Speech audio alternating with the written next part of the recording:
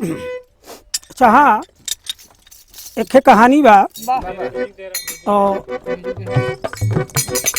ध्यान दिया कहानी में आनंद आए। आज के करीब 25 साल पहले लिखे रहे का सुने तो ऐसे दिमाग में आके लिख दे। तो पंचौ सुनो लगा कर ख्याल, पंचौ सुनो लगा कर ख्याल, राजा रहले एकठो महिपाल, बोले 5 झूठ कोई ऐसे ही किए ऐलान।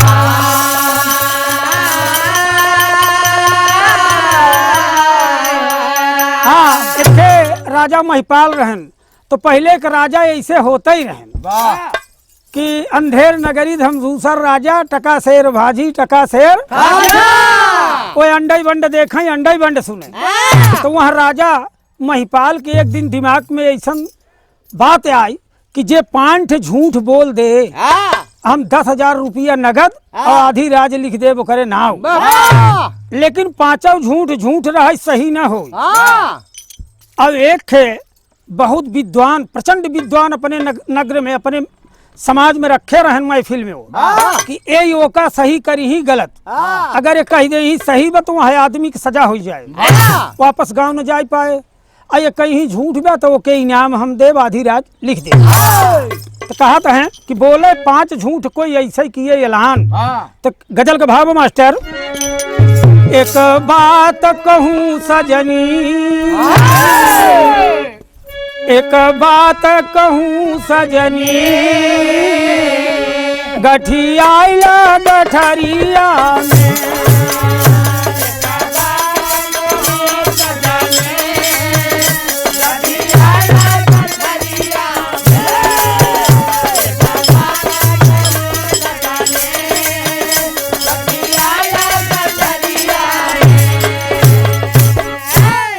बिना मोल के बिक जईबू माया के बजरिया में।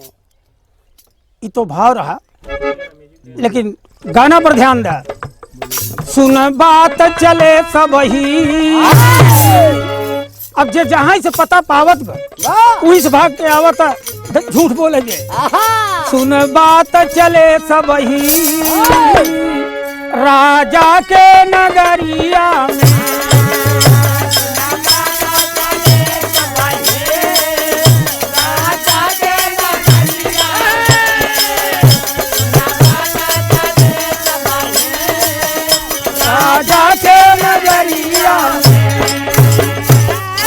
लेकिन यहाँ आवत है तो होत का बा। सुन बात चले सब ही, राजा के नगरिया में, लेकिन बोले झूठ होए सच ही, बोले झूठ होए सच ही, राजा के नजरिया में।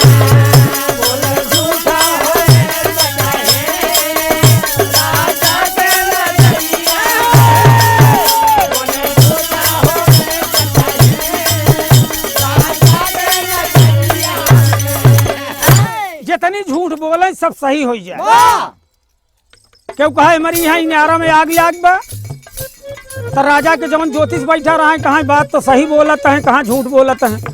इनारा में तो आग लगी, कुवैत में आज भी पेट्रोल के कुआं बरत में बुताता ही नहीं। आसाम झरिया खोइला खदान में आग लगी वो बुताता ही नहीं। झूठ बोला ये तो सही बा, तो राजा करें क्या करे, सबही को कैद राजा यो सर पाए पार, करे सबही को कैद राजा यो सर पाए पार, खास आता था जान हथकड़ी लगाए पार, गरज के राजा कहे झूठ जो सच्ची बोला। राजा थक गए झूठ सुन सुन, झूठ सब सही होत बा। तो राजा गुस्सा की कहत का है कि अब तक सजा रही, लेकिन अब इनके मौत का सजा दी जाए अगर ये झूठ न बोले तो।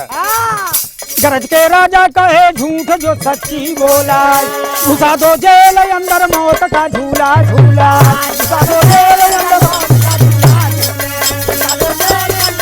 का झूला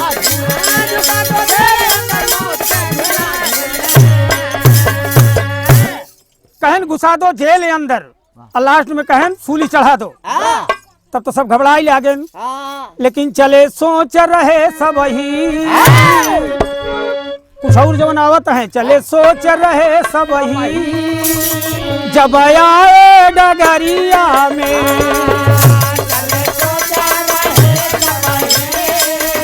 जब आए डगरिया में, चले सोच रहे सब ही जब आए डगरिया में। हाँ एक तर्जबा मास्टर, बाबा वहीं बगलिए एक गांव में हाँ एक यादव का लड़का रहा, हाँ अब वो गोरू चराई के आई हाँ बान्हे हाँ और कहे दादा हम झूठ बोले जा। वाह! बुढ़वा भड़क के कहा बचवा एक खेत तुइन देत सवेरे एक लोटा पानी, हाँ। वहाँ जे जात वाला उठत ना आई, वाह! लेकिन ये लड़कवा कहत नाही हम जाप। हाँ तो तर्ज हुई बा, वाह! रहा चारवा एक वही रे नागरिया बतिया सुनी हो सुनी ना, बतिया सुनी हो सुनी ना, मन में सोचेला जवनवा बतिया सुनी हो सुनी ना, मन में सोचेला जवनवा बतिया सुनी हो सुनी ना, मन में सोचेला जवनवा बतिया सुनी हो सुनी ना, बतिया सुनी हो सुनी, ओ बतिया सुनी हो सुनी ना,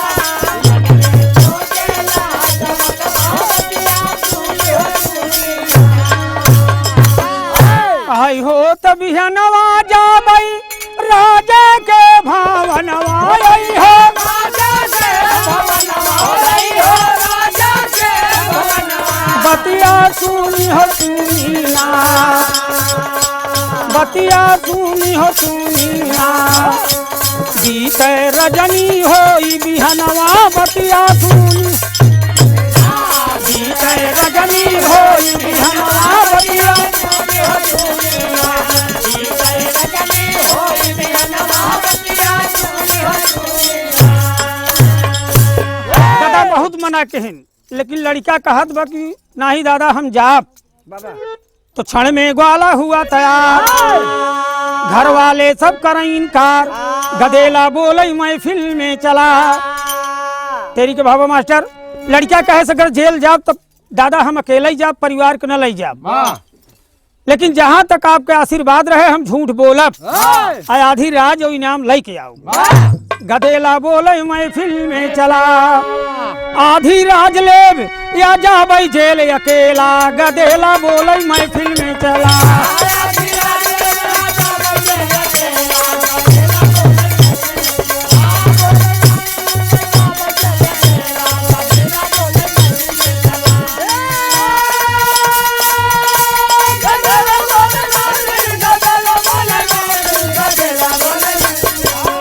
आधी राज लेब या जाबई जेल अकेला, गदेला बोले महफिल में चला। जा पहुंचा महफिल के अंदर, जहाँ लगा राजा दरबार, झूठ नया ज्ञान लेकर बोला, झूरा पड़ा सुनो एक बार। लड़का कहत बा राजा साहब झूठ बोली कहे बोला, आग लग तो कहा तो एक समय के बाद बा जूरा पर कि सैकड़न साल झूरा पर की बरसात ही नहीं भाई, और लड़का की उम्र ज्यादा से ज्यादा 12 साल रहा है। कहे वो झूरा हम देखे रहे, अजब झूठ नया ज्ञान लेकर बोला, झूरा पड़ा सुनो एक बार, टेकी लगा लेहनी हाथ में, बादल खो दे दादा हमार।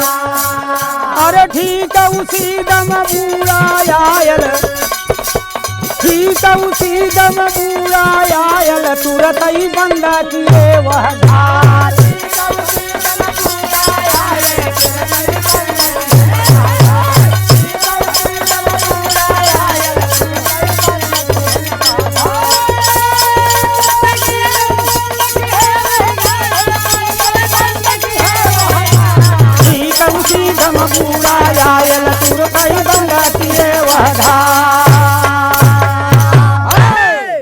कहे ठीक उसी बूढ़ा आई आई इतना कस के बूढ़ा आई गांव वाले सब रिसियाई लागन कहन दादा अब कैसे बंद करा बहुत पानी हो गया बाना बाना इधर बोर दे दो नहीं एक फरसा माटी उठाएन दादा घर बंद कर दे कहन जब जरूरत पड़े फिर खोलब तो राजा साहब झूठ लिख लेहन लेकिन कहत का बा हो सकत है कि राजा पूछ ले कि लगवा का बा तो ई बतावत बा तर्जु है बा आजकल चलत बा चला ही दूँ लीले जहर हो जाए उगुले से मर जाए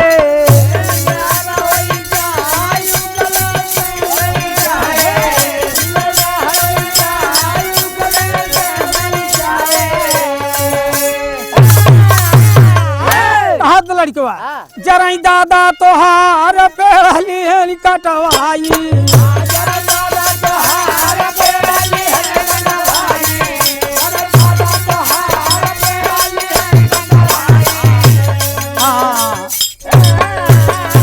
लड़का राजा से कहेस कि राजा हमार दादा जब घर बंद कर देहन तो आपके दादा हमारे दादा से बहुत जरत रहन तो उ लग्गवा उठवा लिया चोर है हाँ जब लग्गा उठा लिया है तो हमारे दादा का काम कहन बताए कि हमार दादा जाय के अब कहन कि धान न लगाओ न खेती करब लेकिन अरे नायसी से ग्वाला बोला था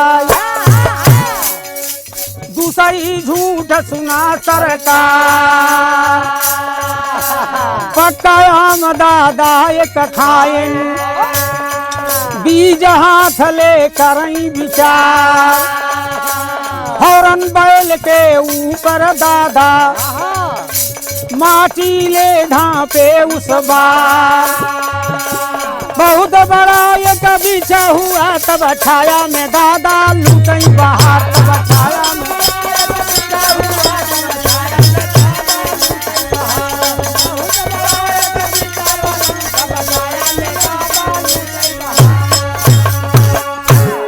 कहन हमार दादा सोचे न कवन खेती करी धान लगावत रहन तो दादी पक्का आम लई गई खाएन तो ओकर कुसुली फेंके ना बवैये बरदा के पीठी धई के 50 झुआ माटी से थाला बनाई दे और इतना बड़ा पेड़ भा वही छाए छाए हर जोतई तो हमरे दादा के सुख चैन ना देख गए आपके दादा पेड़वई कटवाई लेहन बाप चोर है तो जब पेड़ कटवाई लेहन तो हमार दादा विचार कई के का कहन वही खेते में एक किनारा खोद के एक चना बोइन और जामा तो सब जोजन फैला और वही में 60 ऊंट हेरायू गए कहा मिले ना चना कट के घरे आए दमरी चली तो दादी जब वही बरसात के महीने आए भूसा ले के गई कूटी ना आवे बे बकरी के तो ऊंट वहीं में से भर भलाने फिर गई मिले नहीं ऊंट कुल लेकिन नंबर चौथा लगा दिए तो लड़किया अलग भाव में अरे नंबर चौथा लाया ग्वाला बोला था बचनिया जब आया वही राजा सुना गर्मी कई बहार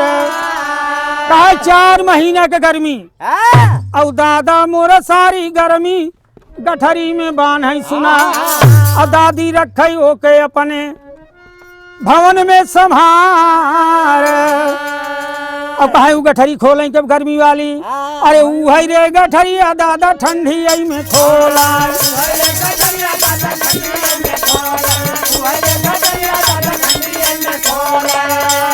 लागई नाही ठंडी सोई पैर पसार चेतने में राजा बोले माधुरी बचनिया बासी कर मुन्ना सुना बतिया हमार बाकी एक झूठिया बताया भोरवा में लवन चला ग्वाला आया अपने दुआर घायल भी ने सार ग्वाला आयल समनवा घायल भी ने सार ग्वाला आयल समनवा जनवा कई बाजी लाया है उस बार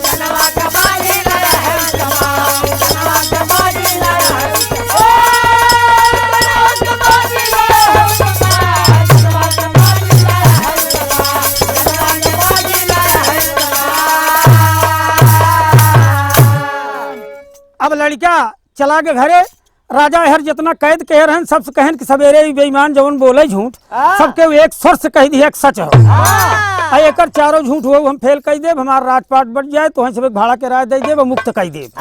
सब खुशी हो गए। आ लड़का आज जो कह राजा झूठ बोली तो कहन हाँ बोला, तब सब कहा था सच हो सच हो सच हो सच हो। तो लड़कवा सोचे कि हम कुछ बोले ना, तब सब कहा था सच हो तो मतलब कुछ जरूर बा। तो ये भी भाषा चेंज कही देत बा लड़किया। अब दांव खेलत बा आखिरी भाव में का बतावत बा, अरे तोहरे बहन का शादी राजा कहे तोहरे आदि औलाद ना साथ रहन, दादा के ज्योतिष बताए दे जौन गदेला हो तुरंत ही बियाह की है। तो तोहरे बहन पैदा भाई और 8 घंटा ना बीता रहा तो भाई गदेला हेरन। अब बारात आई गई दुआरे। अब लड़किया बतावत में देखा एक दिन की लड़की 8 घंटा का ना भेजे। तोहरे बहन के शादी राजा बचपन में गए परी, दहेजा घट गईले भवन वहाँ खो जाए वहीं घरी।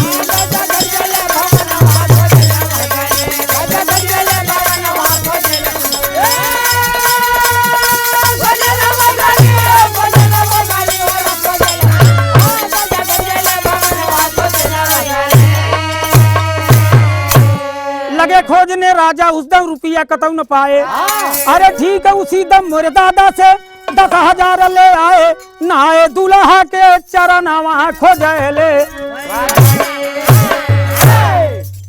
सुनकर बातें ग्वाला की सब सही सही चिल्लाए। अरे हुए क्रोध में राजा खुद ही झूठ झूठ कहवाए, जाए राजा के खजाना वहाँ खोजले वहीं घरी। सब तो कह रहे हैं, सब कहें सही है, राजा बिगड़ गए, कहे चुप गई मारे तो झूठ बोल रहा है। राजा महाराजा हमारे ददाई करी है 10,000 रुपये लिए ही कहन। अच्छा जब झूठ गया तो एक काम करा हमारे जल्दी सूद ब्याज जोड़ के जा, राजी लिखा चला 10,000 उठाओ जा। तो हुए वहाँ पर लज्जित राजा सारा कर्ज चुकाए।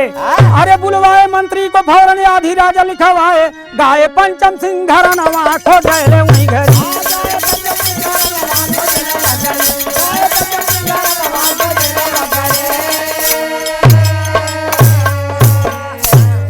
साधी राज जो 10,000 इनाम 10,000 को हो सूद ब्याज। तो इंद्राज गुरु महाबली सिंह स्वर्ग गए पंचम की एकत कहानी। रामधार गुरु कहते गईले सुंदर पिंगल बानी, गदेला बोले महफिल में चला, मैं ही लाल कहा अब शायर करा झमेला, गदेला बोले महफिल में चला।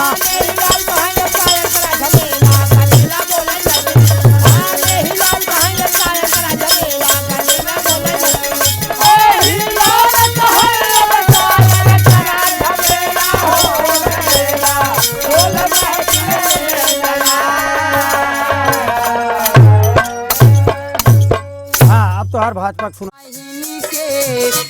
के नीचे